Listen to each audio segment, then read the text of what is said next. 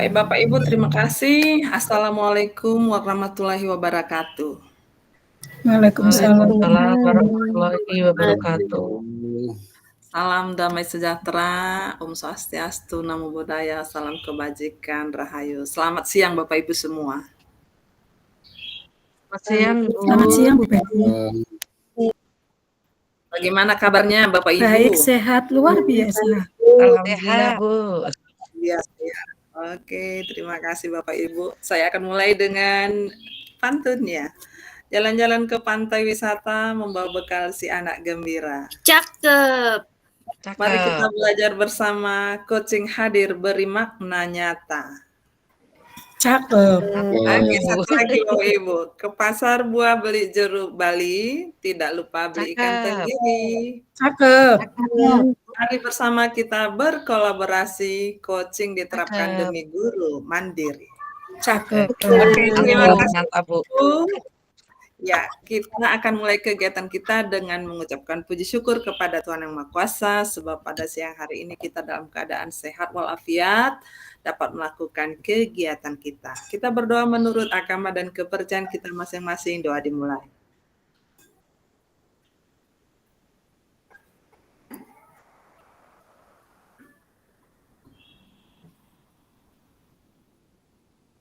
Amin. Bapak Ibu, kita bertemu kembali di siang hari ini. Setelah sepanjang hari tadi Bapak Ibu sudah melakukan berbagai banyak aktivitas ya Bapak Ibu. Kita bertemu di paket modul 2, praktik pembelajaran yang berpihak pada murid, dengan modul 2.3 coaching, di sesi 1 review materi dan penugasan. Berarti Bapak Ibu akan mengikuti juga kolaborasinya di sesi 2 besok ya Bapak Ibu. Nah, jumlah jam pelajaran pada sore hari ini 2 JP 90 menit. Kompetensi lulusan yang dituju adalah Bapak Ibu CGP mampu mempraktikkan rangkaian supervisi akademik dalam pembelajaran dengan menggunakan paradigma berpikir coaching dan melakukan refleksi terhadap praktik supervisi akademik tersebut. Nah, Bapak Ibu, sebagai capaian umumnya adalah Bapak Ibu CGP mampu melakukan praktik komunikasi yang memberdayakan sebagai keterampilan dasar seorang coach, kemudian mampu menerapkan praktik coaching dalam komunitas. Sedangkan capaian khusus modulnya, Bapak Ibu memahami konsep coaching secara umum, meliputi definisi, tujuan, jenis coaching, serta perbedaannya dengan mentoring dan konseling. Bapak Ibu memahami hakikat komunikasi yang memberdayakan dan mampu menerapkannya dalam praktik coaching. Mampu memahami langkah mendengar aktif dan mampu menerapkannya dalam praktik coaching. Mampu memahami langkah-langkah bertanya reflektif dan mampu menerapkannya dalam praktik coaching. Mampu memahami langkah memberi umpan balik positif dan mampu menerapkannya dalam praktek coaching. Mampu mengidentifikasi peran seorang coach di konteks sekolah, mampu melakukan praktek coaching berdasarkan model Tirta kepada sesama CGP, kepada murid dan kepada rekan guru di sekolah. Kemudian Bapak Ibu CGP mampu mengembangkan sikap terbuka, kritis, empati, dan percaya diri dalam melakukan praktik coaching.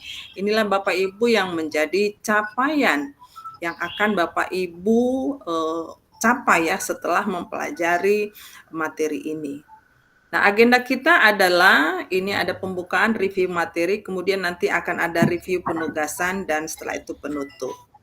Nah, Bapak Ibu, untuk kita fokus sebentar ya.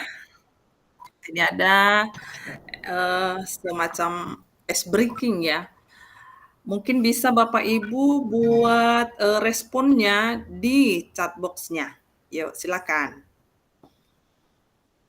Di pernyataan pertama sampai tanya 4. Ya, ada di situ 3 pasang sepatu, kemudian ada sepasang sepatu, kemudian ada 2 orang, ada peluit.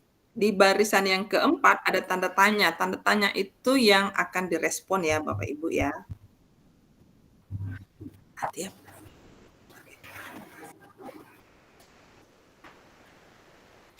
Yuk, silahkan direspon di chat. Ya, itu yang sepatu nilainya 10, yang orang nilainya 5, yang sempitnya nilainya 2. Jadi istrinya nilainya adalah 4, 8, 19. Silahkan ditulis. Yuk, di-enterkan. Berapa?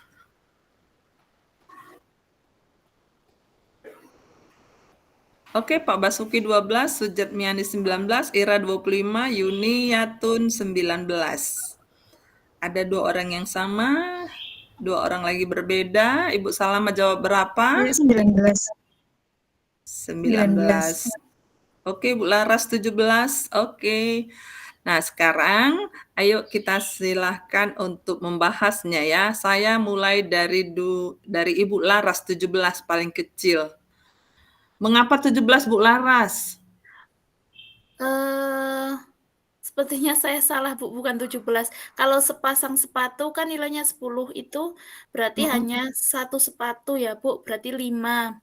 5 ditambah 5, 10 ditambah dikali 2. Oh, ini kali ya, Bu. Bukan tambah ya. Berarti ini 10 kali 2, Oke, 20, sekarang Bu. Pak Basuki udah yes dia. 20. Saya ulang ya. 20. Oke, silakan Pak Basuki. Ya, terima kasih Bu. Ini hikmah berkah sudah makan siang seperti ini Bu. Agak encer. Ya. Agak encer di awal ya Pak Bas. Ya. Ini mungkin teman-teman belum makan siang Bu, jadi mungkin konsentrasinya agak buyar. Kalau kita lihat sepatu kalau di atas itu kan sepasang ya Bu ya, sepasang. Kemudian itu kan yang paling bawah hanya tinggal 1, yang 1 entah kemana tinggal 1. Kalau sepasang itu 10, kalau 1 saya asumsikan kan 5. Kemudian orang itu kalau lihat di atas yang baris kedua itu kan 5 juga, 1 orang itu 5 tambah 5, 10. Kemudian gambar peluit itu telinganya kan,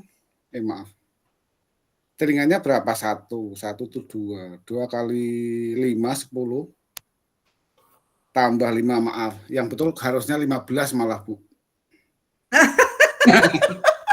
Ternyata nggak fokus juga Pak Basuki. Saya pikir itu jumlah juga itu tambah, ternyata perkalian. Yang betul 15.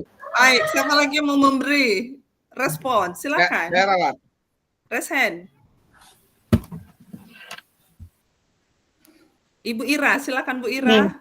Ya Bu, terima kasih. Sebenarnya sebelum saya tahu kalau itu peluitnya 1, jawabannya 25 Bu. Karena ini kan 5 kali 4, 20 ditambah 5, 10. Ternyata peluitnya itu kan ini kepalanya 2 ya Bu. Begitu sampai di bawah ternyata kepalanya 1, berarti setengahnya ya. Berarti 2 kali 5, nggih betul Pak, 15. Nggih Bu. 15 ya? 25 ya.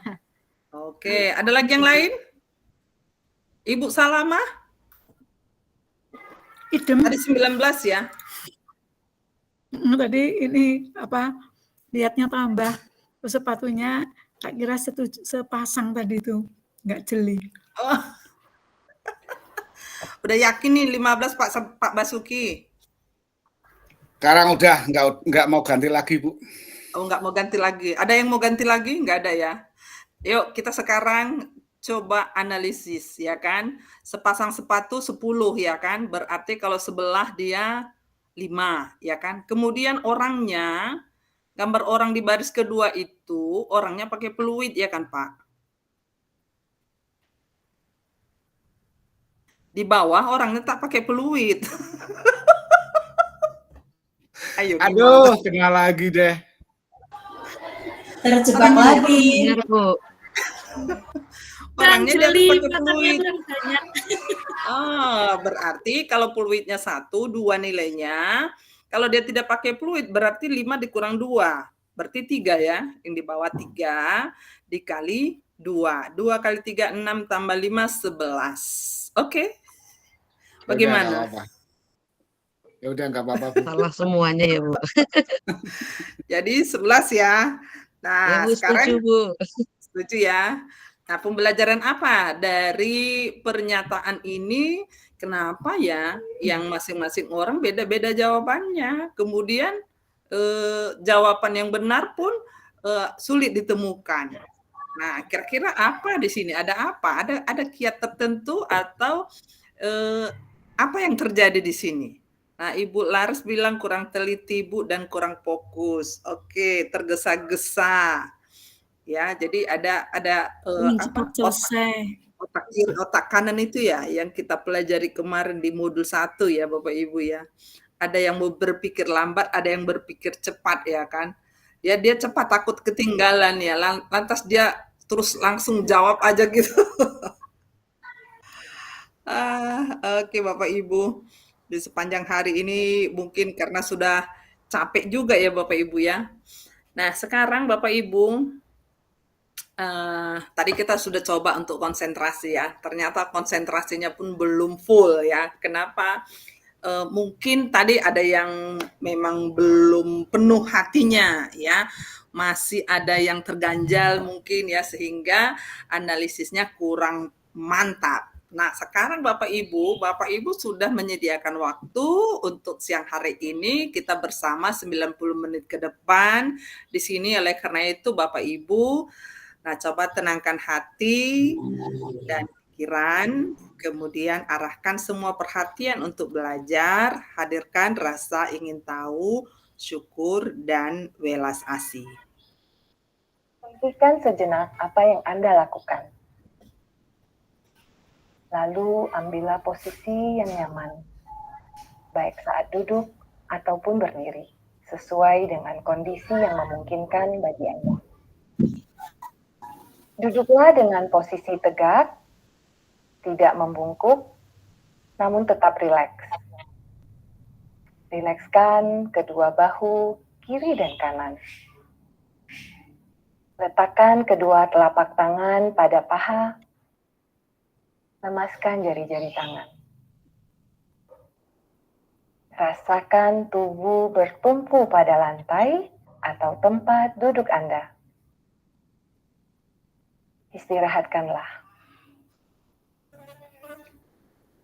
Rasakan lantai Anda berpijak. Rasakan tempat duduk Anda.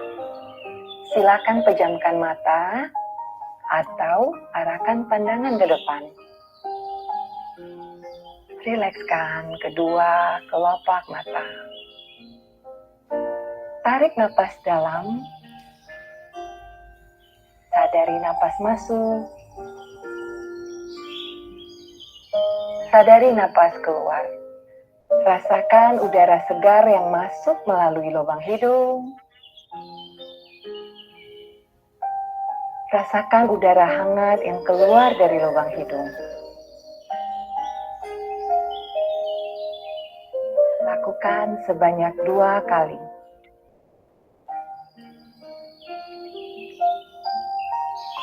Napas masuk. Napas keluar. Amati apa yang Anda rasakan pada tubuh Anda. Adakah bagian tubuh yang terasa kaku? Rilekskan tubuh. Mulai dari otot-otot wajah, leher, punggung,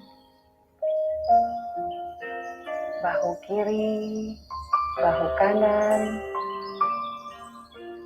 lengan atas, pergelangan tangan, dan ke-10 jari tangan. Rilekskan otot perut, kedua belah paha, lutut, dan betis, hingga ke seluruh jari-jari kaki. Amati apa yang Anda rasakan saat perut mengembang sebelum membuang napas.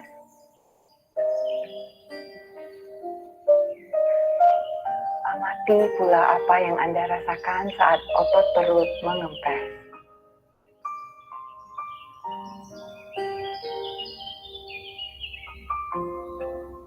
yang Anda pikirkan saat ini?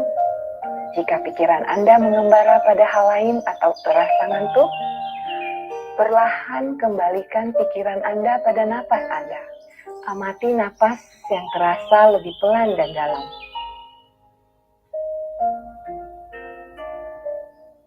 Amati tubuh yang terasa lebih rileks. Amati pikiran yang terasa lebih fokus. Amati pilihan-pilihan tindakan yang dirasa paling tepat untuk Anda lakukan saat ini. Latihan selesai. Silakan lanjutkan kembali aktivitas Anda dengan perasaan yang lebih tenang, pikiran yang lebih jernih, dan sikap yang lebih positif.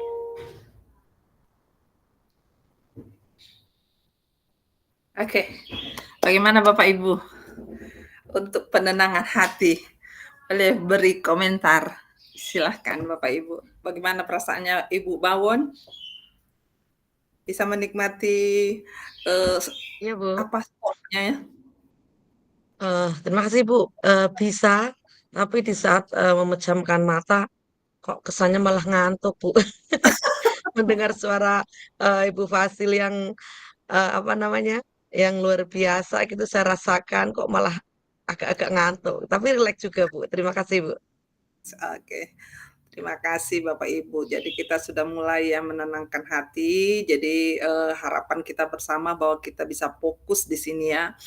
Nah, Bapak Ibu, kesepakatan kelas kita sama dengan biasa ya. Bapak Ibu juga memberikan ini di ruang kolaborasi Bapak Ibu ketika Bapak Ibu berukol dengan CGP Bapak Ibu. Semua orang memiliki kesempatan untuk berpendapat setelah dipersilahkan, berpartisipasi penuh secara aktif. Jika satu orang bicara, yang lain mendengarkan, mengikuti kelas dengan perasaan bahagia, berpikiran terbuka, dan saling menghormati. Ada yang perlu ditambah Bapak Ibu? Cukup? Cukup, Bu. Cukup, Ibu. Oke, terima kasih. Nah, Bapak Ibu, untuk kegiatan kita hari ini adalah kita akan mereview ya, materi yang sudah Bapak Ibu pelajari secara mandiri di LMS ya Bapak Ibu. Nah, oleh karena itu ini akan Bapak Ibu kerjakan di Padlet ya. Tapi sementara untuk secara lisan juga boleh ya. Nanti Bapak Ibu boleh buka sambil tulis. Pokoknya semua panca indera boleh dipasang ya Bapak Ibu ya. Oke. Jadi nanti akan ada hening sejenak kita ya untuk mengisi ini. Di sini ada 5 pertanyaan. Coba diklik dulu Padletnya. Semoga bisa terbuka.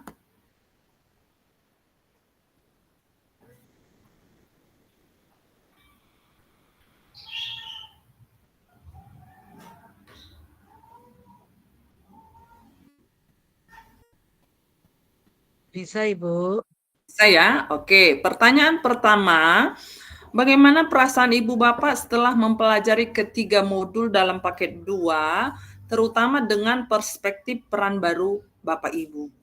Kemudian yang kedua, di antara modul 21, 22, dan 23, materi mana yang paling membekas bagi Bapak Ibu? Mengapa? Kemudian pertanyaan yang ketiga, dalam modul 21, 22, dan 23, materi mana yang membutuhkan waktu paling lama untuk dipahami? Kemudian mengapa?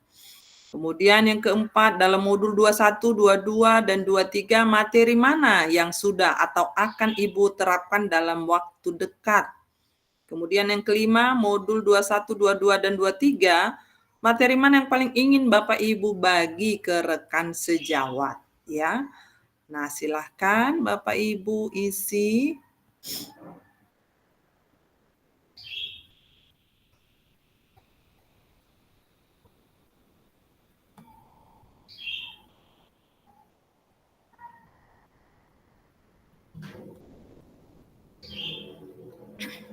dibuat namanya ya Bapak Ibu ya.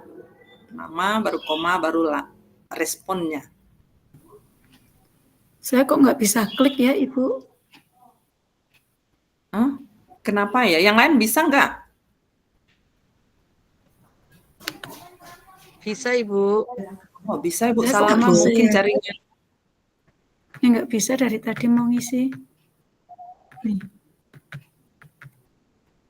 Di mananya yang nggak bisa? Direspon? Mau nambahin ke komentar gitu, diklik nggak bisa. Yang lain bisa Bapak Ibu? Bisa kok Bu. Bisa Bisa, Bu. Ini bisa Bu. Bisa kok nggak bisa ya? Ini ditanda tambah ini. Tambah komentar. Iya sudah. Mungkin jaringan ya. Tapi bisa kan? Oke, kalau nggak bisa Ibu lisan juga nggak apa-apa. Oh iya.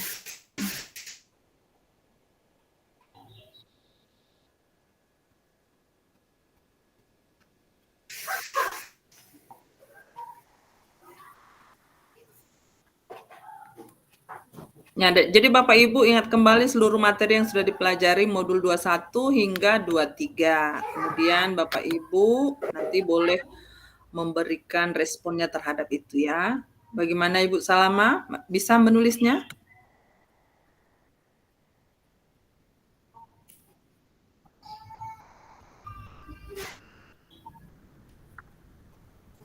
Oh, nggak bisa. Belum mungkin. Oke, kalau begitu Ibu Salama boleh menjawab pertanyaan nomor 1 dengan lisan ya. Bagaimana perasaan Ibu setelah mempelajari ketiga modul dalam paket 2, terutama dengan perspektif peran baru Bapak Ibu? Peran barunya sebagai apa Ibu? Bu Salama, adakah peran baru? Saya merasa tanpa sehingga bisa meningkatkan peran saya sebagai guru penggerak di sini. Oke.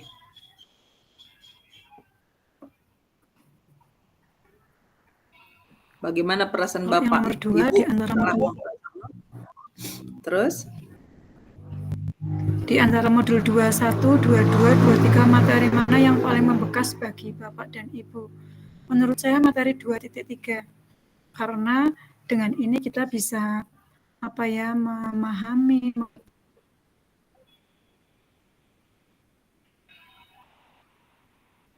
kendala, kesulitan, kekuatan, ataupun guru yang dia capai dengan coaching itu. Dalam modul 2.1, 22, 23 materi mana yang membutuhkan waktu paling lama? 2.3. Mengapa? Dibutuhkan keterampilan public speaking yang bagus, kemudian dibutuhkan pemahaman, pengetahuan, keterampilan yang komprehensif dan holistik terkait dengan coaching, prinsip coaching, paradigma coaching. Dalam materi 21, 22, dan 23 materi mana yang sudah Bapak Ibu terapkan dalam waktu dekat? Materi 2.3, karena untuk supervisi akademik. Dalam modul 2.1, 22, dan 23 materi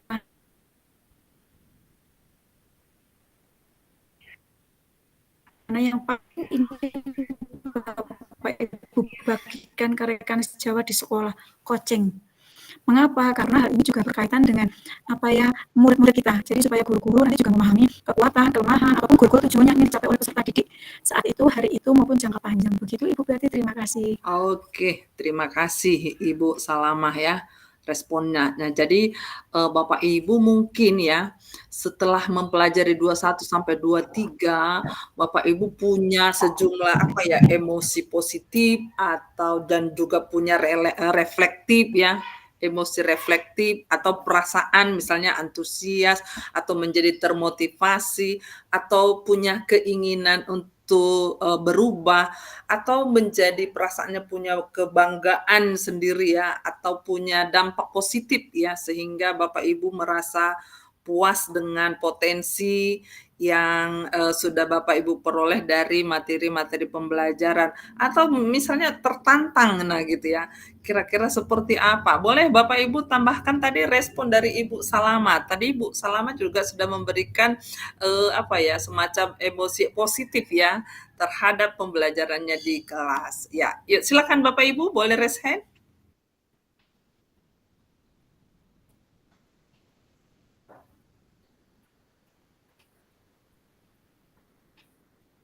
Siapa yang mau memberi?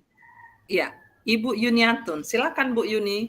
Baik, terima kasih Bu Betty. Apakah suara saya terdengar? Terdengar Ibu, terdengar. Ya. Harus menjawab semuanya Ibu. Satu-satu juga boleh. Baik. Yang mana yang mau dijawab?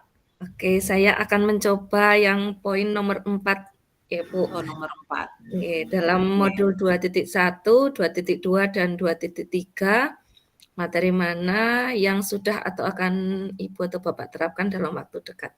Ceritakan rencana implementasinya secara singkat.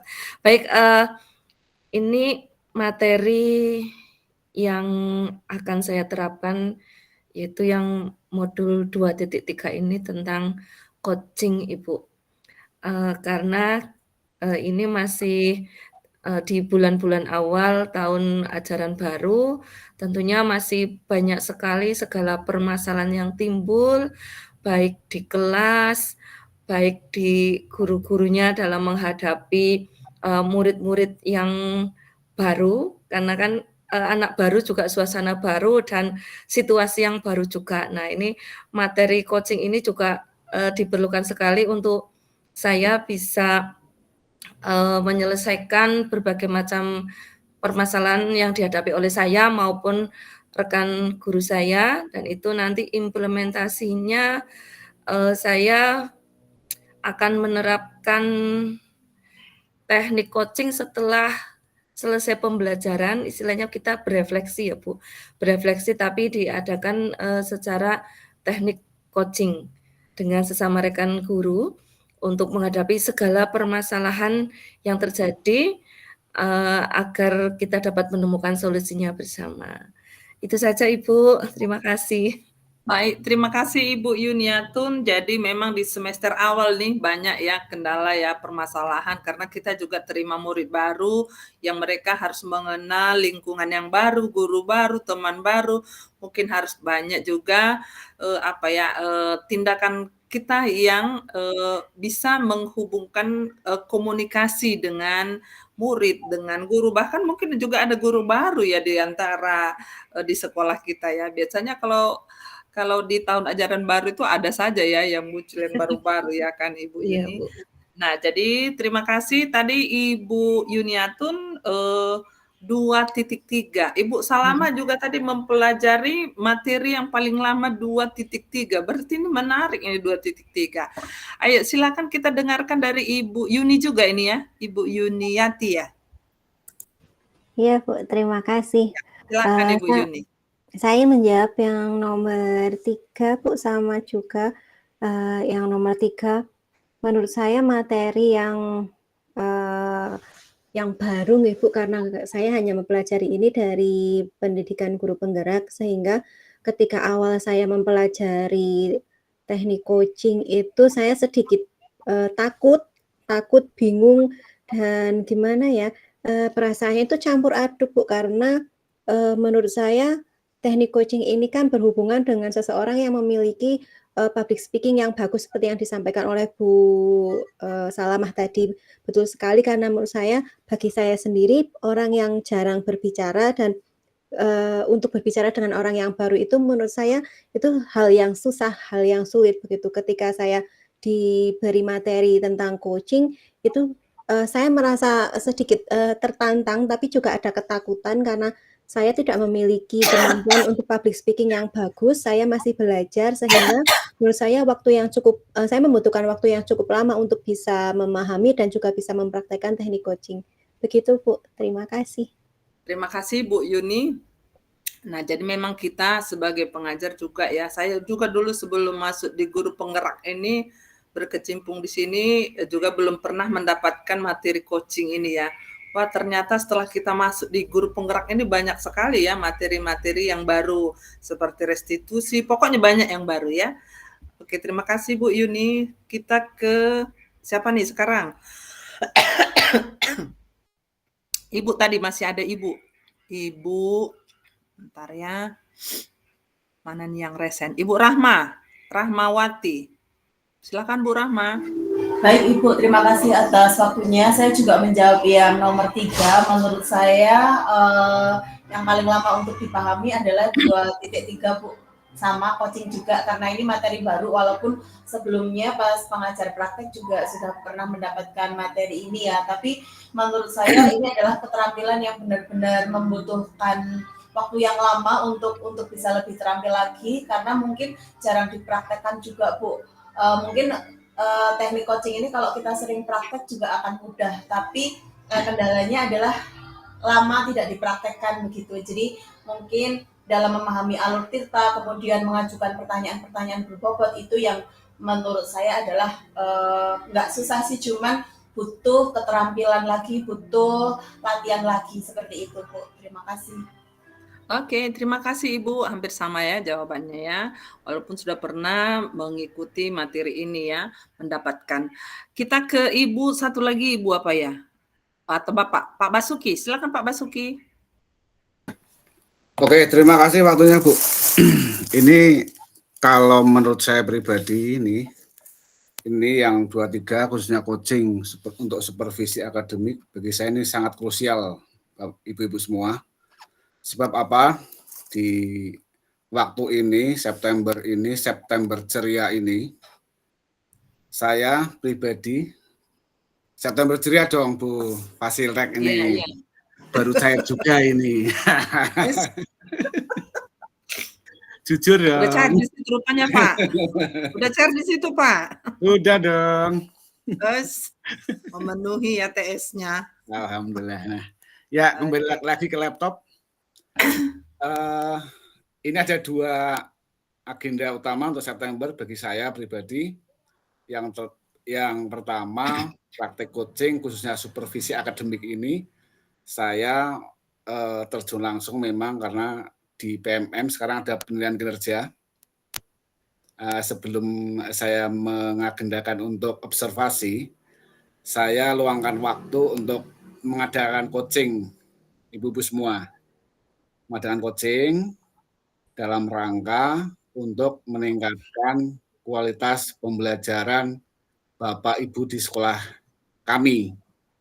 Dan nanti harapannya kualitas pembelajaran akan semakin meningkat. Itu yang pertama. Yang kedua adalah peran saya di sini sebagai guru penggerak rekognisi. Ini yang akan saya hadapi, ini akan menghadapi mungkin rukol yang sesi 2, besok akan praktik, begitu. Maka saya harus lebih belajar lagi untuk coaching. Kemudian untuk besok mungkin demonstrasi kontekstual sampai aksi nyata masih bersinggungan dengan coaching. Gitu. Kemudian saya ingin komentar dengan Bu Salamah dan Ibu Yuniati tadi. Yang di-highlight di situ adalah ketika beliau berdua itu merisaukan bahwa coaching itu memerlukan public speaking yang bagus. Menurut saya pribadi malah sebaliknya Bapak, ibu-ibu semua. Sebenarnya gini, kenapa? Ketika kita misalkan di sekolah, berhadapan dengan Bapak Ibu guru yang kadang-kadang mendengarkan ketika kita bahkan menggunakan istilah-istilah yang asing, public speaking yang bagus, mereka kadang-kadang tidak welcome malah. Justru seringkali saya menggunakan kata-kata keseharian yang mudah dicerna, bahkan diselingi dengan kadang-kadang canda, supaya mereka lebih terbuka. Karena nanti kalau suasana tegang, mereka akan seperti retensi lah, ada penolakan-penolakan. Saya memancing mereka untuk membuka diri supaya kejujuran mereka akan apa keresahan mereka supaya bisa keluar semua sehingga saya bisa paling tidak ada solusi-solusi dari saya lebih mengena. Begitu kira-kira Ibu. Terima kasih. Baik, terima kasih Pak Basuki, luar biasa ya. Jadi public speaking-nya mungkin itu ya disebut Ibu Salam ini adalah seni ya, kemampuan. Boleh juga ya pakai bahasa daerah kan Pak Basuki kan? Ketika meng-coaching bisa nggak? Boleh nggak Pak? Saya pikir boleh. Oh, boleh aja ya kan Boleh sah-sah aja aja. ya. Ya, yang penting komunikasi antara dua orang ini coach dan coachingnya nyambung ya. Jadi Ya, sehingga betul. dia bisa lebih terbuka. Misalnya nih, saya merasa ini frustasi nih Bu, akhir-akhir ini di kelas saya siswa-siswi sepertinya tidak memperhatikan nih apa yang saya ajarkan. Saya sudah coba berbagai metode tapi tetap saja tidak berhasil. Nah, misalnya seperti itu ya. Lalu coach-nya mulailah memberikan pertanyaan-pertanyaan pemantik untuk menggali dirinya ya, untuk menjawab juga. Jadi sehingga sebenarnya coaching ini ya, apa namanya ya, kita cuma menggali potensi yang ada di dalam diri si coachee ya. Sebenarnya, ngapain juga sih saya tanya sama dia kalau jawabannya ada sama saya kan gitu ya. Kan gitu ya. Ngapain capek-capek saya nanya kan gitu. Jadi kadang-kadang kami ketemu nih sama-sama Fasil gitu kan ketemu kan. Kalau udah bertanya tentang coaching, ngapain juga nanya ya, nanti jawabannya kita juga yang menjawab gitu. Tapi itulah tekniknya ya kan Bapak Ibu, karena pada dasarnya orang mau melakukan apa yang dia sebutkan ya. Kalau orang lain yang menyebutkan belum tentu ya, karena menggerakkan hati itu adalah dirinya sendiri. Nah, oke Bapak Ibu. Jadi pertanyaannya dari poin 1 sampai kepada poin 5, ini rata-rata tadi tentang coaching ya. Bagaimana dengan 2.2 PSE? Ada nggak Bapak Ibu punya pengalaman tersendiri tentang PSE ini? Apakah ini ilmu baru atau memang waktu kita belajar kuliah dulu sudah ada ya tentang bagaimana kita menyikapi anak-anak, tentang karakternya, usianya, bagaimana perlakuan kita terhadap anak. Nah, mungkin karena ini ilmu yang tidak baru lagi, kira-kira nggak menantang nggak Bu?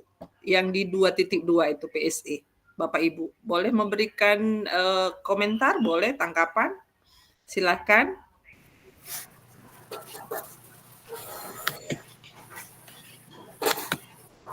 Di 2.2.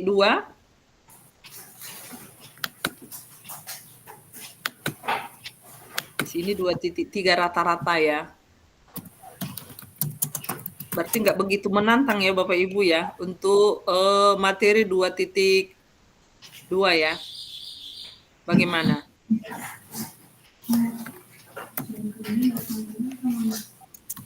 Ya, silakan Ibu Rahmawati.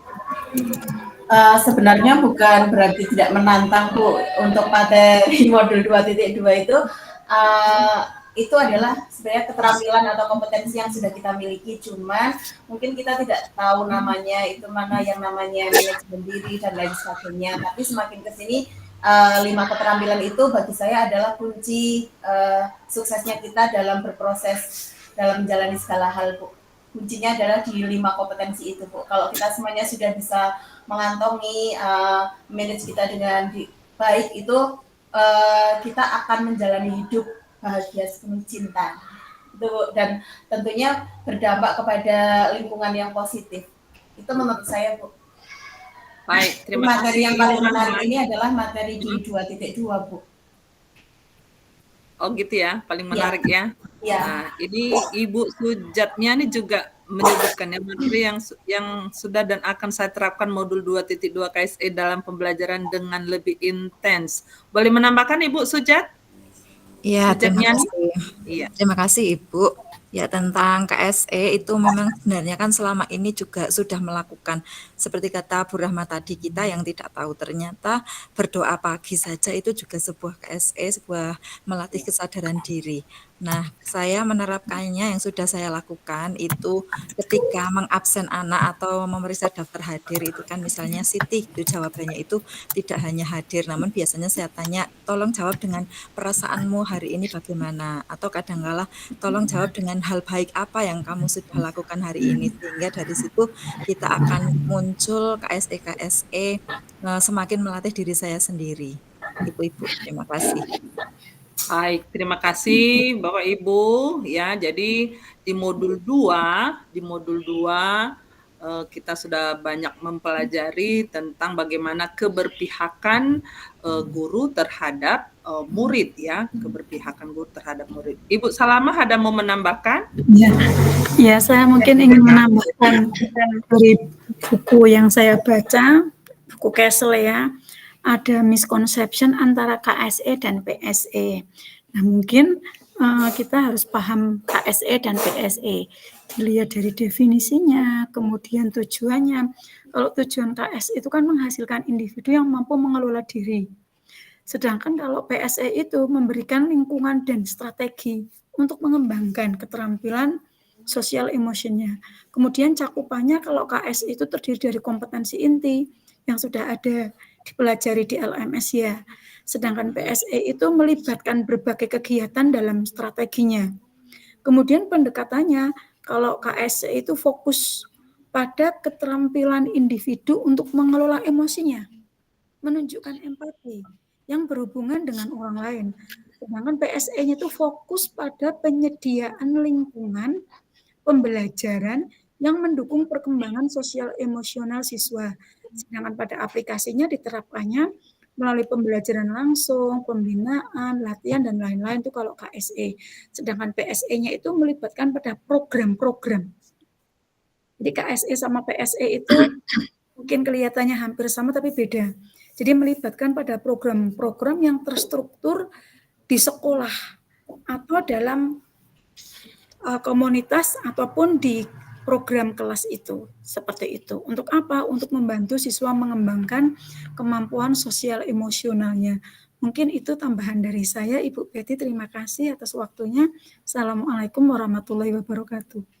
Terima kasih Bu Salamah ya. Jadi ada pembelajaran sosial emosional, ada KSE. KSE bagian dari PSE ya, karena pembelajarannya itu yang akan membelajarkan anak memperoleh keterampilan. Jadi KSE-nya itu adalah keterampilannya, kompetensinya. Bagaimana kita mengajarkan mereka untuk bisa terampil ya. Terampil bertutur kata, terampil bersalaman tadi seperti contoh, terampil berdoa, dan berbagai karakter ya yang bisa ditampilkan. Berarti itu memang harus diajarkan dan bisa dipelajari ya kan Bapak Ibu. Nah, kemudian Bapak Ibu karena kita tadi jalannya jadi mundur nih dari 23 ke 22 sekarang ke 21. Ya, ke 21. Dari 21 di sini ada pembelajaran untuk memenuhi kebutuhan semua murid. Nah, ini bagaimana nih pengalaman Bapak Ibu ketika Bapak Ibu membelajarkan pembelajaran berdiferensiasi ya. Adakah di sini Bapak Ibu yang mengajar di sekolah luar biasa? Enggak ada ya? Bapak Ibu yang 9 orang. Tidak ada ya. Nah, kalau kita melihat ke SLB, mungkin pembelajaran berdiferensiasi ini lebih pas ya, karena mereka per individu itu satu individu, satu RPP ya, satu cara bagaimana mereka melayani kebutuhan mereka. Nah, ini berdiferensiasi ini kan dia ditularkan dari sana ya. Nah, kalau dia yang bukan sekolah SLB, tapi sekarang sudah ada inklusi juga ya, digabung ya yang biasa dengan yang memperoleh yang harus kebutuhan khusus ya. Nah, ini tentu juga ada yang harus kita lakukan ya Bapak Ibu. Nah, untuk pembelajaran pemenuhan kebutuhan semua murid ini, apakah semua murid harus kita perhatikan kebutuhan belajarnya? Bagaimana pengalaman Bapak Ibu dalam penerapan pembelajaran berdiferensiasi ini? Ada yang boleh berbagi? Ada yang bisa berbagi? Silakan Bapak Ibu. Ya, silakan Ibu Salamah. Ya, terima kasih atas waktunya dalam mengimplementasikan pembelajaran berdiferensiasi. Tentu kita harus paham dulu ya tentang yang pertama identifikasi perbedaan siswa. Identifikasi perbedaan siswa itu kita bisa menggunakan dengan dua teori, yaitu teori dengan self-assessment diagnostik bisa yang berbentuk kognitif maupun yang berbentuk non-kognitif. Untuk yang non kognitif, misalkan kayak gaya belajar, kecerdasan, karena kalau menurut bukunya Tomlinson kita hanya ada 4 ya. Ada gaya belajar auditori, visual, lingkungan belajar, kemudian seterusnya kinestetik. Sedangkan dalam buku-buku yang lain itu ada kecerdasan borderline, ada kecerdasan naturalis, ada kecerdasan matematis dan lain-lain. Maka pentingnya yang kita lakukan pertama adalah salah satunya dengan identifikasi perbedaan siswa. Yang mau kita gunakan apa? Kalau kita melihat misalkan di sekolah saya, karena sekolah saya itu sekolah di desa, maka saya membuat program untuk tes EQ. Itu untuk kognitifnya, tes EQ. Artinya tes EQ itu akan menentukan feedback apa yang akan saya lakukan terhadap program kelas dan program sekolah. Misalkan mau ANBK, gurunya bilang, nggak bisa baca gini-gini, tapi dengan tes EQ itu terpecahkan. Itu yang kalau berdasarkan dari kognitifnya. Sedangkan dari bukan kognitifnya, maka kita bisa melihat dengan tes-tes diagnostik yang non-kognitif, misalkan dengan gaya belajar, dan lain-lain.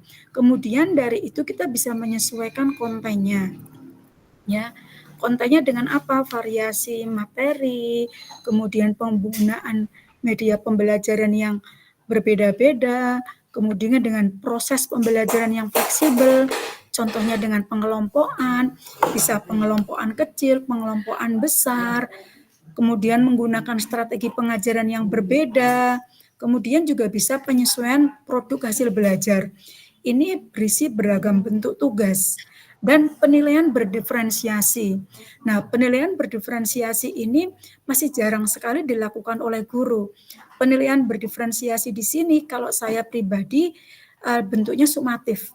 Maka ketika kita berbicara tentang penilaian berdiferensiasi menurut Butler, itu kita bisa menggunakan kayak apa ya, reliabilitas di kelas gitu ya. Kita bisa menggunakan tes lot, mod, hot sesuai dengan karakteristik kelas itu.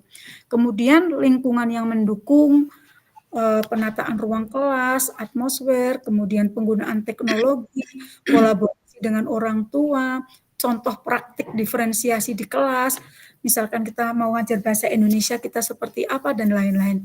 Jadi itu pengalaman saya ketika saya membreakdown FGD di sekolah saya tentang bagaimana atau bagaimana kita melakukan pembelajaran diferensiasi, apa yang harus dilakukan guru pertama kali, kemudian implementasinya bagaimana, feedbacknya bagaimana, evaluasinya bagaimana, sehingga kita memiliki satu step by step sesuatu yang terstruktur dan dinamis. Seperti itu Bu Betty, terima kasih. Assalamualaikum warahmatullahi wabarakatuh. Luar biasa Ibu Salama ya. Jadi ada identifikasi dulu, mengenal kemampuan murid, gaya belajarnya, bagaimana. Ada juga aplikasi yang menyediakan ini. Kalau nggak salah ada Guru Pintar itu ya. Kemarin itu ada aplikasi untuk gaya belajar ya. Jadi di sana ada juga semacam angket yang disebarkan kepada murid, lalu mereka mengisi. Dari isian mereka, kita akan mengetahui dia kelompok apakah kinestetik atau visual kinestetik gitu ya. Nah, ada juga yang seperti yang Ibu Salamah katakan tadi, ada tes ya, yang tes untuk kognitif ya. Jadi ada asesmen pemetaan ya, sehingga anak mudah dikelompokkan untuk apa? Menyajikan nanti bagaimana mereka melakukan proses pembelajaran itu. Mungkin ada anak yang kelompok misalnya nilainya tinggi ya, nilai atas atau batas atas, batas menengah, dan bawah. Mungkin proses pembelajarannya akan bisa difasilitasi ya, seperti kemampuan mereka. Nah, sehingga proses pembelajaran itu bisa mencapai tujuan pembelajaran dari anak-anak yang beragam itu. Nah, namun bukan berarti pelayanan kita diferensiasi itu bukan terhadap semua anak misalnya ya. Semua anak kalau 36 ya untuk SMA 36 per kelas ya. Kalau satu-satu kita hadapi tentu ini akan memakan banyak waktu, tenaga dan fasilitas ya. Karena itu dikelompokkan mereka supaya apa? Kita bisa memfasilitasi mereka sesuai dengan bagaimana kemiripan ya, mungkin karena tidak semua sama, tetapi bisa mirip mereka ya, mirip kemampuannya, mirip gaya belajarnya, ya sehingga bisa dikelompokkan juga mereka sesuai dengan kebutuhan belajarnya. Nah, Bapak Ibu, jadi proses pembelajaran berdiferensiasi ini memang sangat membantu ya, membantu anak untuk mencapai tujuan pembelajaran. Nah, kalau tidak ada pembelajaran berdiferensiasi, kemungkinan besar ya, kita nanti akan melihat hal-hal yang anak yang bisa saja yang bisa menjadi perhatian kita, bisa mereka mampu mencapai tujuan pembelajaran. Sementara anak yang diam saja tidak bisa mencapai tujuan pembelajaran itu menjadi kurang perhatian dari ibu gurunya. Kenapa? Mungkin karena waktu yang tersedia, kemudian kurikulum yang harus dicapai sesuai dengan alokasi waktu. Nah, tetapi sekarang Bapak Ibu kita kurikulum merdeka, waktunya hanya ditentukan oleh ketuntasan belajar anak itu sendiri ya, sehingga pembelajaran berdiferensiasi kemerdekaannya diberikan kepada si guru ya, dengan catatan bahwa tujuan pembelajaran itu memang tercapai pada fasenya ya kan Bapak Ibu ya. Nah, jadi ini sangat membantu. Nah, baik Bapak Ibu, untuk modul 2.1 berarti sebagai rangkumannya adalah ini modulnya menekankan pentingnya guru bersikap adaptif ya, berpihak pada murid, kemudian paham bahwa setiap murid itu punya kebutuhan, punya cara belajar yang berbeda. Jadi gurunya ini memang harus mengenal karakteristik muridnya ya. Dengan demikian nanti tujuan pendidikan yang efektif, inklusif ini bisa diterapkan melalui pembelajaran berdiferensiasi. Kemudian guru itu berperan sebagai fasilitator ya, sehingga bisa mendorong pembelajaran aktif, efektif, reflektif, mandiri, dan murid bisa berkembang secara holistik, siap menghadapi tantangan ya, tantangan di masa depan. Nah, kemudian Bapak Ibu di substansi modul 2.2 tadi sudah kita bahas juga ya tentang pembelajaran sosial emosional, di mana di dalamnya ada 5 KSE yang bisa diimplementasikan di keluarga atau di komunitas dan juga di kelas dan sekolah. Nah, kalau di keluarga dan komunitas mungkin pengendaliannya, pelaksanaannya, implementasinya bisa dilakukan oleh keluarga dan oleh komunitas itu sendiri. Kalau di kelas itu menjadi tanggung jawab Bapak Ibu guru ya, pengendaliannya bagaimana mengajarkannya KSE itu ya. Pengajaran eksplisit, ada yang secara individu mungkin dia punya satu karakter yang memang betul-betul harus diperhatikan secara individu. Ada juga yang bisa diberikan pengajarannya secara umum ya, gambaran secara umum apa yang harus dikerjakan anak. Nah, termasuklah dia untuk pelaksanaan keyakinan kelas ini kan bisa dilakukan secara umum ya kan Bapak Ibu ya. Nah, sehingga si guru tinggal memantau apakah si murid itu telah menghargai kelompoknya, menghargai keputusan bersamanya, jadi tinggal memantau. Nah, kemudian apakah juga KSE yang diciptakan ini menciptakan lagi budaya positif ya yang bisa dilakukan sehari-hari oleh murid ya. Oleh karena itu pengendaliannya memang ada pada Bapak dan Ibu guru dan juga kepada murid itu sendiri. Nah, kemudian ada juga penguatan KSE kepada pendidik dan tenaga kependidikan. Ini menjadi tanggung jawab siapa Bapak Ibu pemberian penguatan KSE ini? Menurut Bapak Ibu nih, ini tanggung jawab siapa? Mungkin ya kalau rekan-rekan kerja kita kan yang belum guru penggerak, dia tidak pernah misalnya atau tidak mendengarkan pembelajaran ini. Kira-kira ini menjadi tanggung jawab siapa Bapak Ibu untuk pengajarannya? Kepala sekolah. Kepala sekolah lagi. Kalau kepala sekolah melalui apa Bapak Ibu? FGD, forum group discussion dan forum refleksi 2 mingguan. Oke, nah jadi Bapak Ibu CGP akan dipersiapkan sebagai pemimpin ya di sekolah atau di sini juga sudah ada yang menjadi kepala sekolah ya. Nah, jadi semakin kuat nih, ada tanggung jawab Bapak Ibu kepala sekolah untuk menularkan ya, mensosialisasikan pembelajaran sosial emosional. Nah, ada 3 hal di PSE ini yang penting Bapak Ibu ya. Guru itu menjadi teladan, kemudian dia harus mau belajar, kemudian mau berkolaborasi. Jadi berkolaborasi itu bukan saja menjadi tanggung jawab kepala sekolah, tetapi sebagai guru penggerak ini bisa menjadi penggeraknya ya. Penggeraknya untuk mengajak teman-teman berkolaborasi. Jadi ketika si guru bisa menjadi teladan, kemudian dia mau belajar, kemudian mau berkolaborasi, maka bisalah terwujud keterampilan sosial emosional itu yang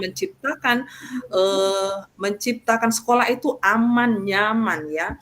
Nah, jadi PSE ini adalah suatu proses ya, proses bagaimana mengembangkan kemampuan untuk mengelola emosi.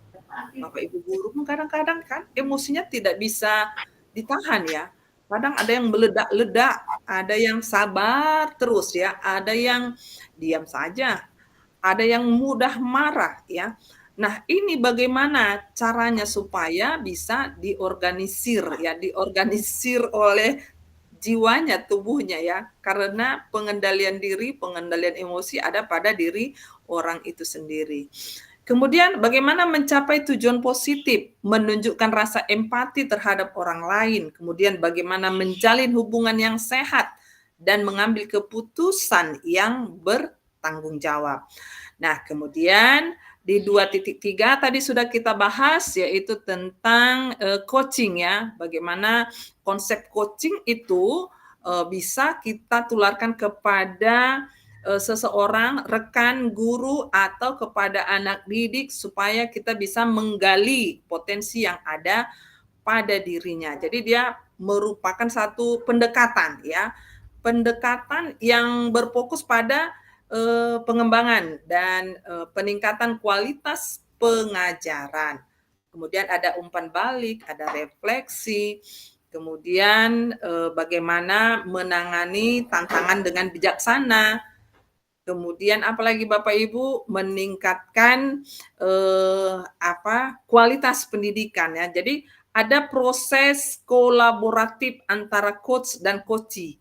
Kadang-kadang juga coachee ini dia tidak sembarangan juga ya mengemukakan kemauannya untuk curhat ya. Dia pasti akan melihat coachnya siapa ya gitu.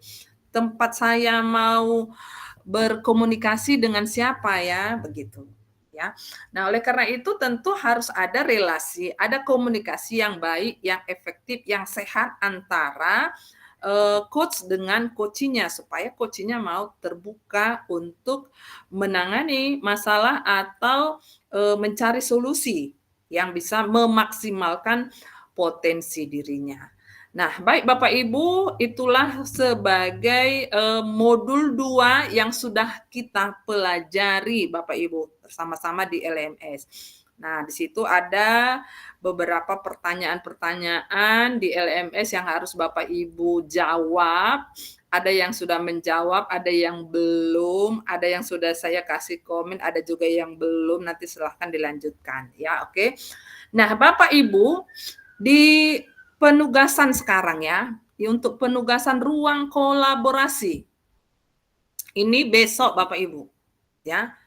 Lamanya 2 JP itu 90 menit ya, 1,5 jam.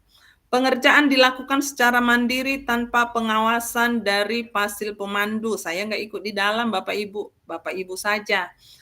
Penugasan dilakukan dengan tujuan agar Pasil Rekognisi lebih siap saat menemani CGP mengerjakan tugasnya. Selain itu, agar Pasil Rekognisi mendapatkan pengalaman yang semakin utuh dalam rangkaian pendidikan guru penggerak. Durasinya 2 JP berpasangan. Yuk, silahkan sekarang berpasangan. kita tunjuk sekarang pasangannya atau tunjuk sendiri. Silakan Bapak Ibu berpasangan. Berarti kalau kita 9 nanti ada yang 3 orang ya satu kelompok. Yuk Ibu Salama ke siapa pasangannya? Bu Mia. Ibu Mia. Mia. Oke. Ibu Sujat Miani. Itu tadi ya Ibu Mia. Siap. Oh, Ibu Sujat Miani sama Ibu Salama ya? Ya, boleh. Oke, Sujat Miani. Oke. Ibu Bawon, silakan. Pilih siapa? Yuniatun. Yuniatun. Oke. Pak Basuki pilih siapa? Bu Rahma. Bu Rahma. Loh, saya belum jawab kok. Belum jawab. Bu Rahma duluan jawab Pak Basuki. Sudah saya wakili Pak Bas dengan Bu Rahma. Setuju Pak Basuki? Setuju. Saya siapa saja oke Bu, nggak milih-milih. Oke, siap. Terus Ibu Ira. Halo Ibu Ira. Yuniati. Ibu Ira ke Ibu Yuniati. Berarti yang terakhir satu lagi ya, jadi 3 ya. Laras, Siapa yang belum satu lagi? Laras. Oh, Ibu Laras. Oke, jadi Ibu Ira, Ibu Yuniati, dan Ibu Laras ya. 3 ya. Ya. Saya ulangi. Untuk kelompok 1 Ibu Salama dengan Ibu Sumi. Kemudian Ibu Bawon dengan Ibu Yuniatun. Pak Basuki dengan Ibu Rahma. Kemudian kelompok 4 Ibu Ira, Ibu Yuniati, dan Ibu Laras ya. Nah, jadi Bapak Ibu nanti perhatikan di LMS ya, topik atau hal yang akan dijadikan bahan percakapan coaching bisa merupakan situasi sehari-hari, baik sebagai seorang guru maupun pribadi, bahkan bisa merupakan topik yang sangat sederhana. Silahkan cari topiknya. Nah, Bapak Ibu ketika berpasangan ini, nanti Bapak Ibu rekam ya, direkam ya. Durasinya itu, durasinya tadi 1,5 jam ya, 1,5 jam ini minimal 2 JP. Jadi 2 JP ini Bapak Ibu rekam sebagai coach, lalu ketika Bapak Ibu bertindak sebagai coach, berarti yang satunya lagi sebagai coach, kemudian gantian ya. Jadi rekaman Bapak Ibu adalah ketika Bapak Ibu bertindak sebagai coach. Sampai sini ada pertanyaan? Saya Bu. Ya. Berarti dalam waktu 90 menit itu 45 menit pasangan A sebagai coach dan coach, kemudian 45 menit sebaliknya gitu. Iya, oke. 45 ya. Ada lagi Bapak Ibu?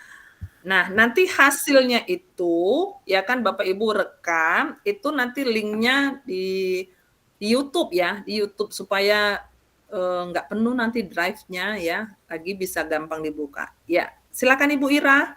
Ya, Bu, untuk kami yang bertiga berarti waktunya bagaimana Bu? Oh, waktunya bertiga ya, tambah 45 lah ya. Karena 3 berputar dia kan. Kalau 3, Ibu Ira sebagai coach, Bu Yuni sebagai coach, berarti Bu Laras sebagai observer ya, pengamat. Nanti bergantian lagi, Ibu Yuni coach, Ibu Ira coach, Ibu Laras pengamat ya. Atau sebagai coachnya Ibu Laras. Pokoknya yang 3 peran itu diputar. Oke? Oke Bu, terima kasih. Ya, oke. Ada lagi Bapak Ibu? Ya, silakan Ibu Yuniatun. Baik Ibu, saya mau bertanya, berarti nanti yang diunggah di YouTube adalah rekaman kita yang berperan sebagai coach ya Bu? Iya, yang berperan sebagai coach. Nanti Bapak Ibu boleh juga misalnya 1,5 jam itu misalnya berdua ya kan, males kita ulang-ulang kan bisa di-cut juga. Bisa di-cut misalnya kan jadi 45 gitu boleh. Ya, atau di waktu yang beda boleh gitu. Mana enaknya lah ya kan Bapak Ibu. Oke, silakan Pak Basuki. Ya izin Bu. dengan durasi 2 JP itu kita itu ada batas minimal durasi rekaman tidak, misalkan minimal kita 10 menit atau 15 menit atau berapa begitu Bu. Terima kasih. Maksudnya durasi, tapi durasinya sudah 45 nanti per orang karena dia pasangan berpasangan dia 1,5 jam. Iya kan? Lama Jadi, kali ya. Lama ya? Ngobrolnya 45 menit gitu Bu. Oh. Apa nggak terlalu panjang itu Bu? Panjang sekali ya. Bu. Yang mau diomongkan saya jadi bingung malah nanti ngalor itu. Itu minimal 2 JP, mungkin gimana ya? Atau 2 JP. Tapi sudah itu ketentuannya Pak, nanti bisa lihat di sebentar ya, LMS-nya ya. Coba kita lihat di LMS karena di apa ini? Di LMS berapa ini Pak? Seperti pengaturan waktu contoh ya Bu ya. Di pengaturan waktu sangat baik dalam pengaturan waktu. Penyampaian materi padat dengan waktu yang sangat efektif. Waktu yang diberikan antara 3 sampai 5 menit dipergunakan dengan sangat baik. 3 sampai 5 menit.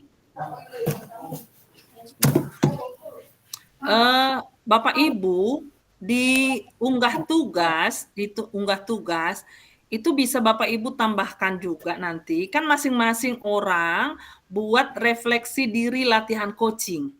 Ya, jadi refleksi dirinya boleh Bapak Ibu sampaikan juga nanti di situ secara lisan untuk menambah jam tadi Bapak Ibu. Iya, refleksi diri latihan coaching. Jadi Bapak Ibu di LMS itu sudah ada tabel refleksi diri latihan coaching ya. Jadi masing-masing orang setelah nanti menonton hasil coachingnya, coachnya ya sebagai coach ya, Bapak Ibu coba refleksi. Nah, refleksi itu rekam lagi Bapak Ibu ya. Refleksi apa yang sudah berjalan dengan baik, kemudian apa yang perlu diperbaiki lagi, apa yang Bapak Ibu akan diperbaiki ya. Kemudian apa yang akan Bapak Ibu, apa ini bacaannya nih? Nggak nampak pula saya. Meningkatkan meningkatkan atau memperbaiki apa yang akan diperbaiki. Nah, gitu Bapak Ibu. Jadi refleksinya apa setelah Bapak Ibu melakukan coaching itu? Ya, jadi gabungkan aja. Jadi formatnya boleh dilampirkan, digambar, ditunjukkan gitu ya. Boleh ya Bapak Ibu ya. Jadi dia terpenuhi. Oke. Ada lagi Bapak Ibu?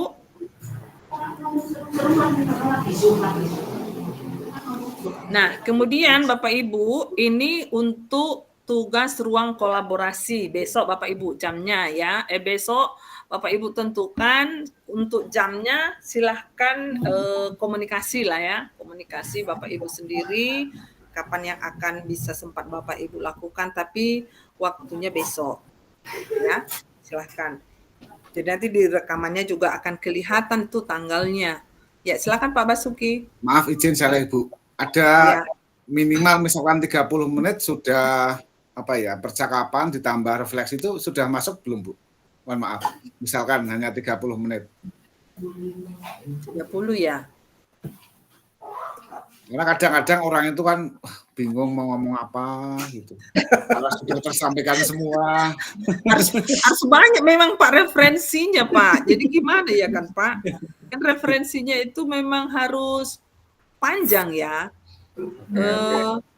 Dia kan harus percakapan coachingnya dengan alur tirta. Yang pertama kan dia harus ada ditanyakan dulu tujuannya. Coach dan coachee itu menetapkan tujuan yang ingin dicapai selama sesi ya. Misalnya tujuan kita untuk sore hari ini apa ya gitu kan.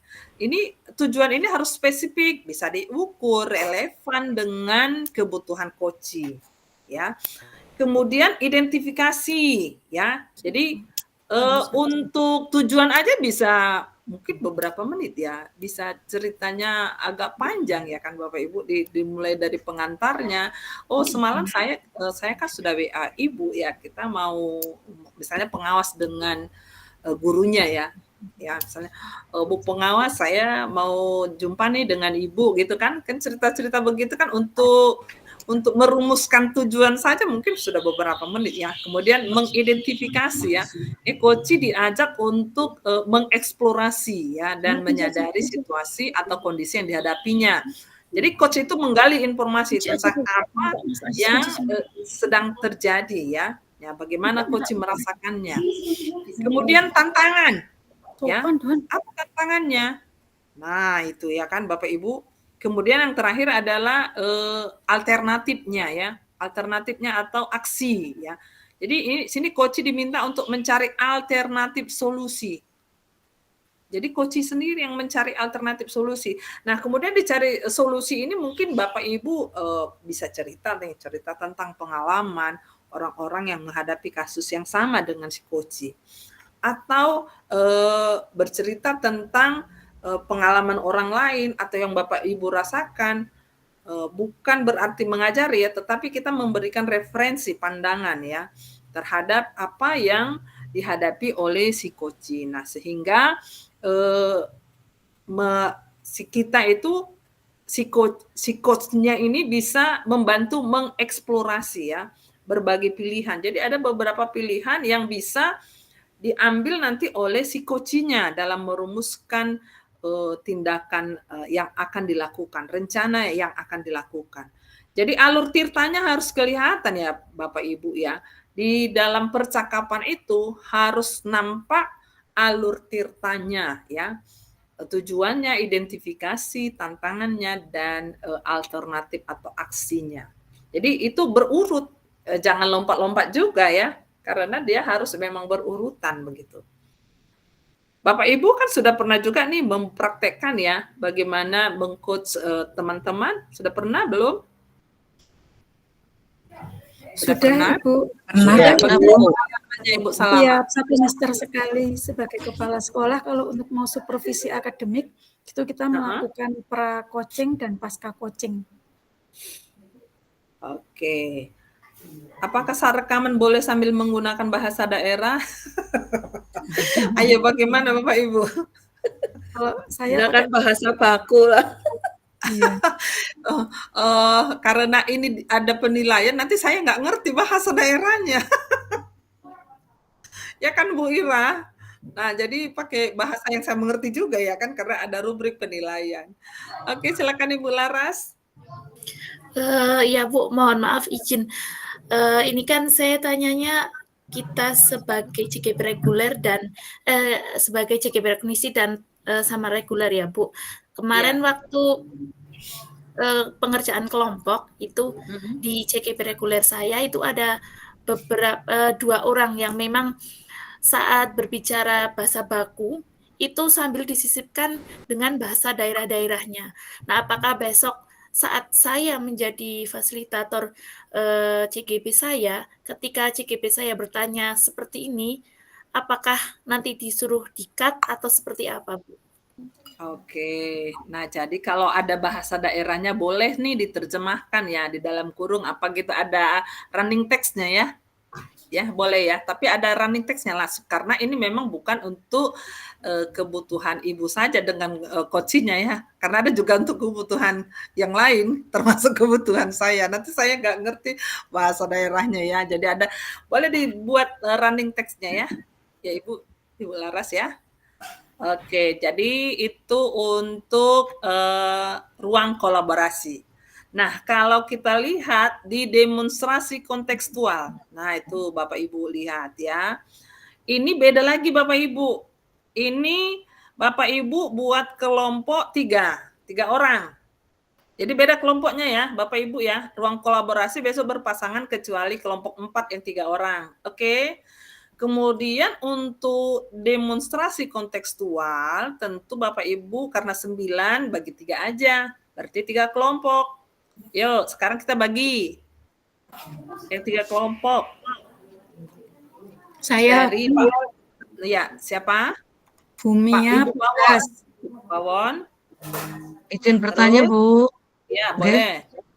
Maaf Bu, sebelum dibagi kelompok, saya mau izin bertanya terkait dengan tadi untuk ruang kolaborasi sudah cukup jelas, terima kasih.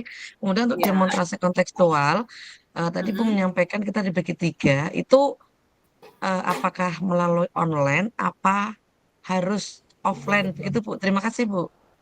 Baik, karena penugasan demonstrasi kontekstual ini pesertanya adalah CGP rekognisi, tentu kalau luring nanti nggak ketemu, atau bisa nggak? Agak susah ya. Makanya izin saya bertanya gitu sebelum dibagi kan kalau misalnya harus dengan luring berarti kan kita mencari teman yang terdekat gitu Bu sebelum dibagi gitu. Tapi kalau boleh daring. Daring aja Bu biar Iya, apa daring. ya. Iya. Boleh. Ini boleh Terima kasih, daring Bu. Ibu. Ya, boleh daring. Nanti tapi kalau aksi nyata baru dengan rekan kerja sekolah Ibu. Ya, ini antar CGP, sesama CGP. Jadi bagi 3 ya, dilakukan di daring ya. Kemudian juga ini direkam. Nah, ini 20 sampai 30 menit, minimal 20, maksimal 30. Oke. 3 orang ya. 1 coach, 1 coachi, 1 sampai 2 pengamat. Kalau ada 4 orang kan dia jadi 2 pengamatnya. Tapi karena kita pas 3-3-3, berarti 1 coach, 1 coachi, 1 pengamat ya. Durasinya 20 sampai 30 menit. Nah, ini permintaan Pak Basuki tadi ya kan. Nah, kalau 20 sampai 30, kalau 10 udah pas ya. 3 orang ya kan. 10 menit bisa kan? Ibu, ini berarti maaf saya memotong, ini kan 20 sampai 30 menit 3 orang. Berarti iya, 3 orang. Dalam satu desain misalkan 10 menit, 1 jadi coach, 1 jadi coachi, 1 jadi Iya. Ketika jadi coach dia 10 menit. 10 menit kedua gantian, 10 menit ketiga gantian. Jadi 1 orang itu dalam waktu 30 menit akan mengalami 3 peran gitu. Ya. Ya, oke. Nah, jadi unggah di YouTube, sematkan linknya di DK ya, sematkan linknya. Kemudian ingat bahwa ada rubrik 3 item di pra supervisi, kemudian supervisi, ada pasca supervisi. Ya, kita buka dulu ya. Untuk DK, coba saya buka dulu sebentar untuk DK-nya.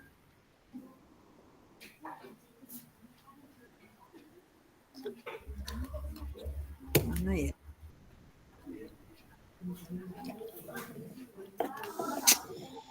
Atau ada yang sudah buka di situ, Bapak Ibu? Oh ini, oke. Bentar ya, Bapak Ibu ya, saya buka dulu.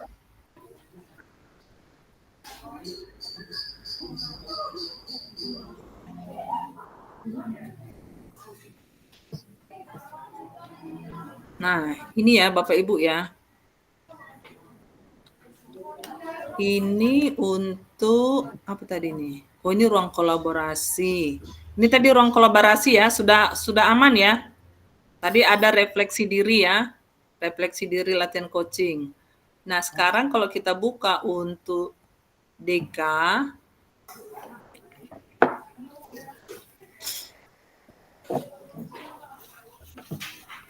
sebentar masih musing-musing. Demonstrasi kontekstual. Nah, ini Bapak Ibu ya. Untuk demonstrasi kontekstual, ini nanti tahapannya lihat Bapak Ibu. Ya, supervisor CGPA melakukan percakapan pra-supervisi, melakukan supervisi dan pasca supervisi kepada supervisi coach CGPB. Kemudian seterusnya ada tahapan, ada siklusnya ya Bapak Ibu. Tahap 2, tahap 3. Nah, ini dia. Siklus 1, CGPA berperan sebagai supervisor pengamat, CGPB supervisi coach atau CGPC berperan sebagai coaching. Nanti kemudian ada siklus 2-nya seperti ini. Berganti ya, CGPB, CGBC, CGPA. Kemudian siklus 3-nya ini berganti peran lagi. Nah, kemudian kalau kita lihat ininya rubriknya ya. Rubriknya itu ada 3 tahapan untuk pra ya Bapak Ibu, untuk pranya. Ini dia kriterianya.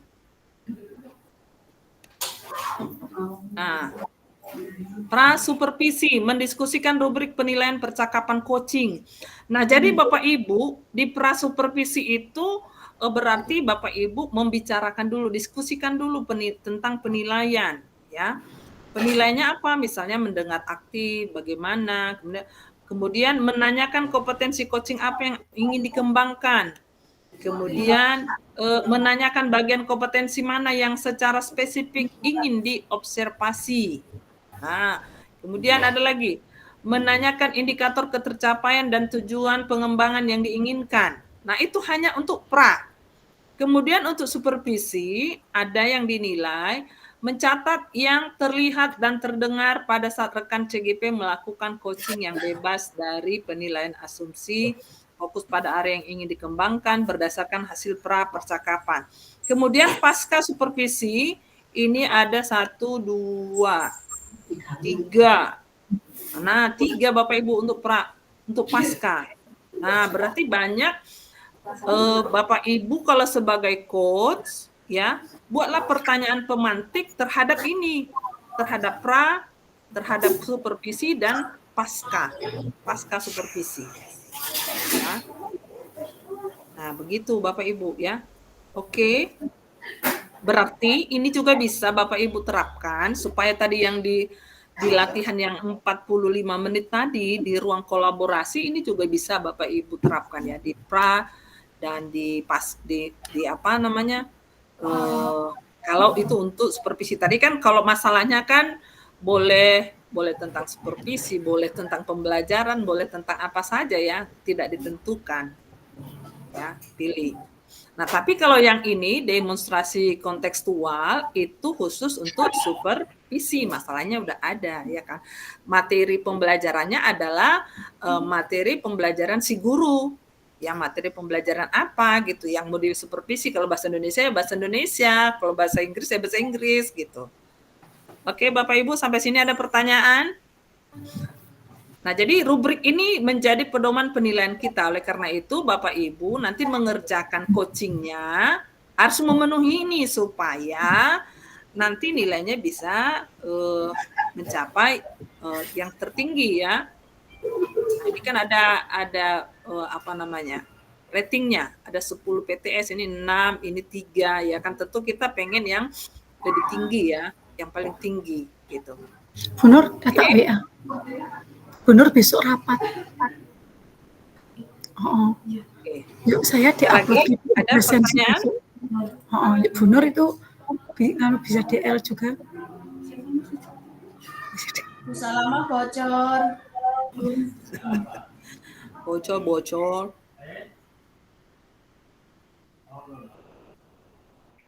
Oke, lalu ini untuk DK ya. Kita lihat untuk aksi nyata ya. Beda lagi Bapak Ibu aksi nyata ya. Nah, kita lihat aksi nyata. Untuk aksi nyata, nanti perhatikan juga di LMS ya Bapak Ibu ya. Di LMS itu seperti apa gitu. Jadi supaya tidak salah. Jadi apa petunjuknya? Nah, tadi di grup saya melihat tulisan Ibu Salama. Nah, perbedaannya adalah dengan CGP reguler, Bapak Ibu CGP rekognisi tidak ditemani oleh praktik PP-nya. Tidak ditemani oleh PP ya untuk melaksanakan aksi nyata. Ya, oleh karena itu semua tugas di 2, 3 itu dikoreksi oleh fasil pemandunya Bapak Ibu.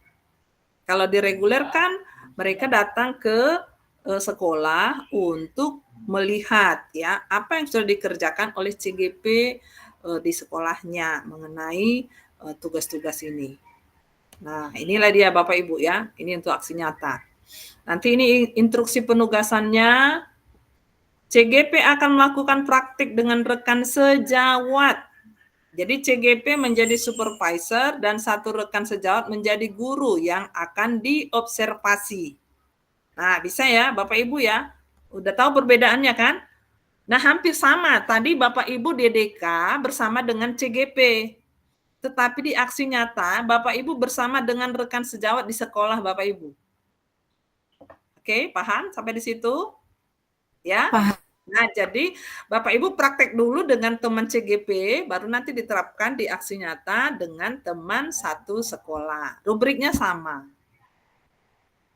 Direkam juga, disematkan juga di YouTube. Ya. Nah, kemudian ini rekamlah kegiatan tersebut sebagai bukti pelaksanaan aksi nyata modul 23 ini, kemudian unggah ke YouTube dan PMM. CGP akan melakukan pra-observasi berupa percakapan mengenai bagian dari pembelajaran yang akan menjadi fokus pengembangan.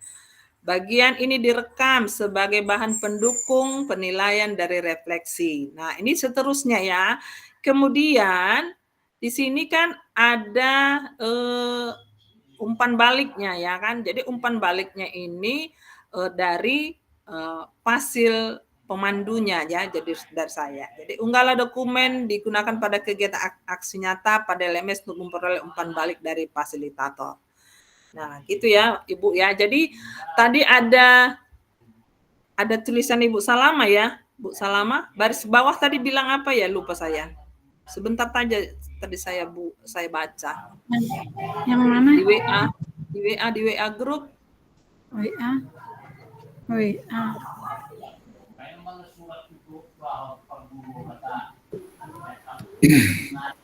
Ini salah sih. Oh, salah. Mau ke CGP-nya mungkin.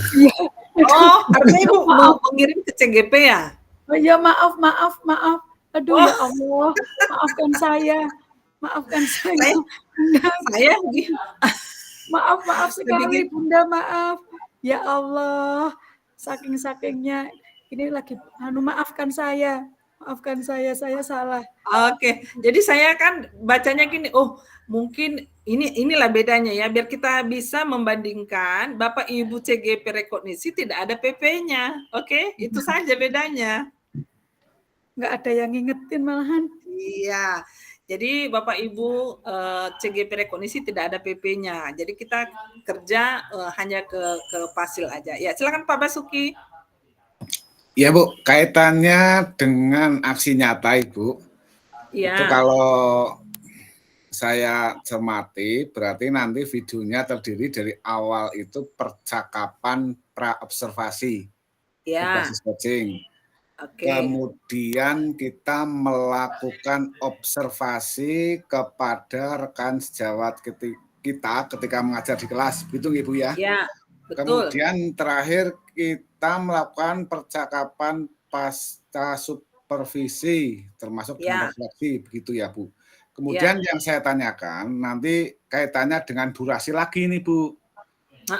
Kenapa? Sebab kalau kita ngerekam pakai HP biasanya pengalaman kalau misalkan kita rekam, contoh lah gini Bu, kemarin pas rekaman diseminasi disiplin positif atau budaya positif, ketika durasinya 1 jam, itu saya lihat itu kurang lebih sekitar 7-8 giga.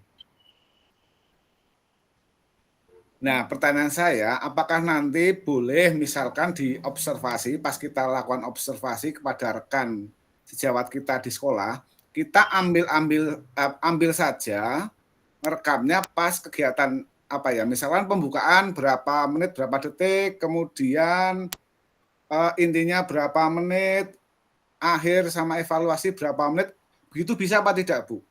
Oke, boleh lah ya. Jadi komponennya tidak boleh ada yang tinggal ya. 3 komponen itu kegiatan awal, inti, dan akhir harus kelihatan.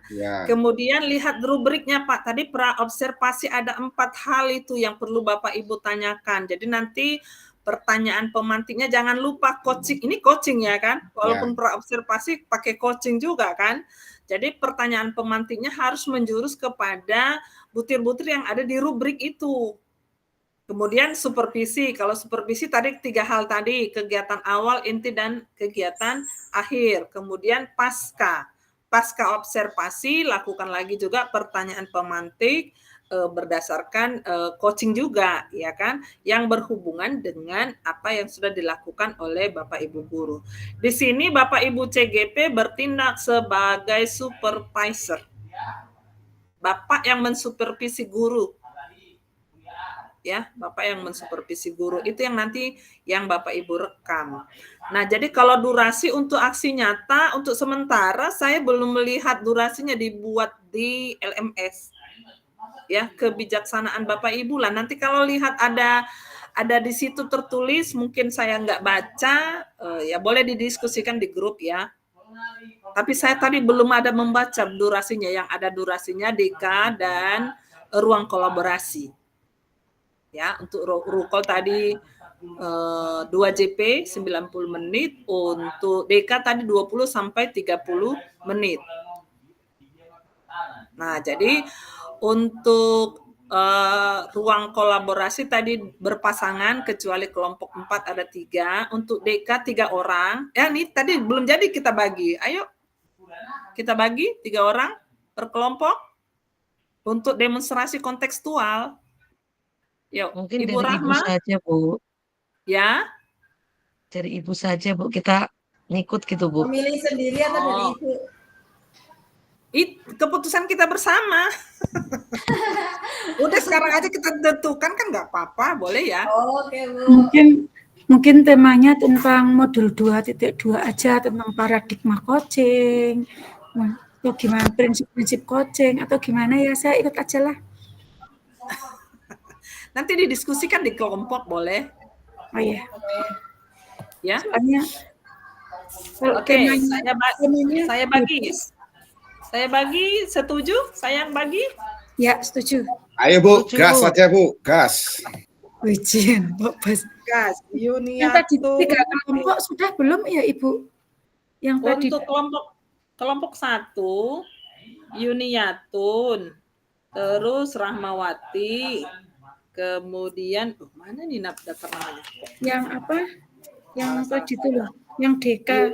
Yuniatun. Ini lagi DK Bu, mau DK Bu. Oh iya. Ibu belum. Hah? Gimana Bu? Maksudnya untuk kelompok 1, Yuniatun, Ibu Rahmawati, yang ketiga Ibu Ira.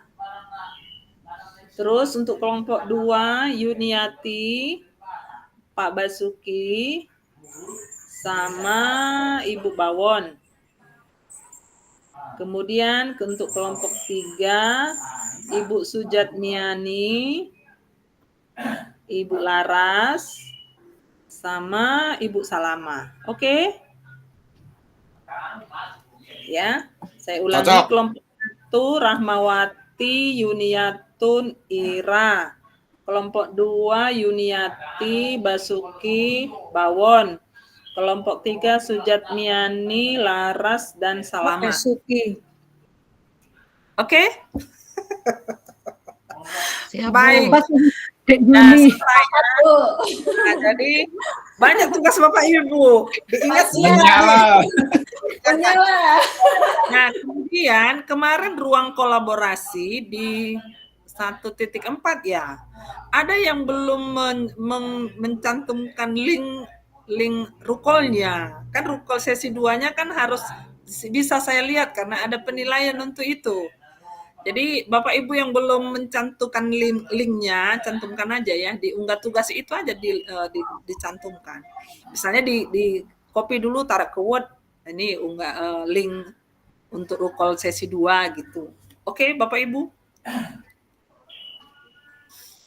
Ada lagi? Siap Bu, siap, sudah mulai menyala ini. Menyala ya. Oke Bapak Ibu, jadi pertemuan kita selesaikan ya. Udah selesai semua ya. Nah baik Bapak Ibu, silahkan nanti untuk yang belum menyelesaikan ya. Karena banyak sekali itunya, rentetannya setiap item ya. Ada yang harus pakai komen di bawah, ada yang diklik lagi, oh ini baru 6 orang, oh ini baru 5 orang gitu. Ya silakan Ibu Rahma, ada apa? Ibu Rahma mau bertanya? Nggak jadi, Bu. Oh, nggak jadi. Oke, baik Bapak Ibu, terima Bu kasih buat Rahma maunya sama Pak Basuki, Bu. Itu Bu Rahma Oh. maunya sama Pak Basuki. Gitu. Ya, besok Terus Lama temanya ya maunya sama Pak bagaimana Basuki. bagaimana menghadapi dan bla bla bla. Oke, jadi yang terakhir ini untuk jadwal ya, jadwal. Sebentar saya tayangkan. Biar kita ingat-ingat juga.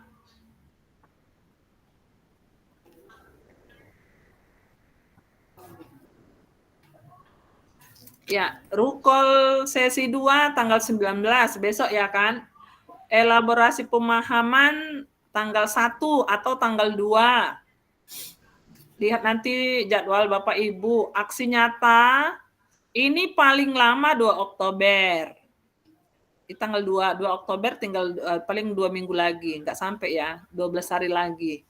Kemudian batas akhir pengumpulan dokumentasi aksi nyata 3 Oktober. Postes 4 Oktober. Berarti dalam 2 minggu ini Bapak Ibu selesaikanlah semua. Oke? Yang belum diselesaikan ya, yang sudah terima kasih, banyak juga yang sudah menyelesaikannya. Ini praktik coachingnya, lampiran observasi pembelajaran rekan sejawat. Nanti ketika Bapak Ibu masuk kelas, mengobservasi di aksi nyata, ini buat catatannya seperti ini ya Bapak Ibu ya. Nanti lihat lampirannya bisa di-download di LMS ya. Ada lembar rencana kerjanya, ada pokoknya itu di situ semua ada. Ya, apa yang Bapak Ibu butuhkan ketika mengobservasi rekan guru Bapak Ibu. Oke? Baik, Bapak Ibu, kita akan menyelesaikan pertemuan kita pada sore hari ini. Mohon maaf jika ada yang belum puas. Karena saya bukan alat pemuas kebutuhan. Bapak Ibu, silahkan nanti dicek-cek lagi yang belum menyelesaikan di alur sebelumnya ya, di alur sebelumnya. Jadi supaya semua terisi dengan lengkap ya Bapak Ibu. Jadi tidak ada yang tertinggal. Nah, karena kita nampaknya sedikit itu kegiatannya, tetapi ternyata kalau dikerjakannya yang banyakan ya kan Bapak Ibu. Baik Bapak Ibu, kuda hitam berlari dengan cepat. Cakep. Berlari panjang pantai utara. Cakep. Mari belajar menjadi coach yang hebat. Cakep. Kan guru merdeka dan sejahtera. Cakep. Mantap. Bapak Ibu, pertemuan kita dengan mengucapkan Bu Betty. kepada Menyala Bu Betty. Alhamdulillah. Kita berdoa menurut agama dan kepercayaan kita masing-masing. Doa dimulai.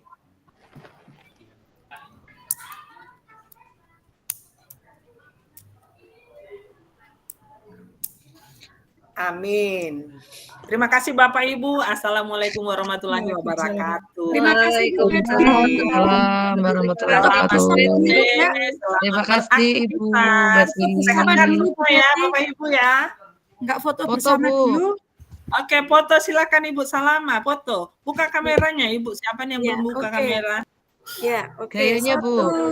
1, 2, 3. Gayanya gini kata Ibu. Ya. Ibu Yuni. 1, 2, 3. 1, 2, 3. Ya, terima kasih. Terima kasih. Ya, terima kasih teman-teman. Selamat melanjutkan kegiatan Pak Bas. I love you so much. Cici, apa rebutan. Selamat comiri, apa sekarang aku karo Yuni. Cairane. Pak Bas milikku.